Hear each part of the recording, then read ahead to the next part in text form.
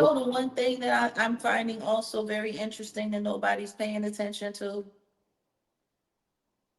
The presence of that pyramid,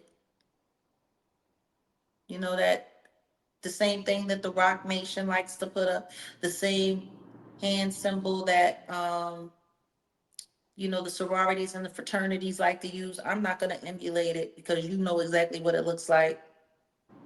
Yep. The pyramid sign that Diddy was wearing that around his neck. You wanna know what I found funny? That there were a bunch of YouTubers that were at that courthouse that were wearing that same, it was a much smaller version, but that same symbol. I think, and that's the part of this story that makes it possible for people, I think, to graze over the reality of all that's going on. But if you look to the spiritual side of it, it's completely different.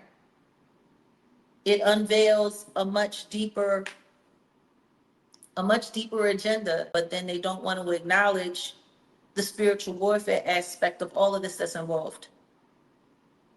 Because if you're only looking at this as freaky behavior and this, that, and the other, then that's perfectly fine. But if you take it and you flip it on the other side and you look at it as spiritual warfare, it casts a much bigger net and a much bigger light on everything. You can't just put it all on Diddy.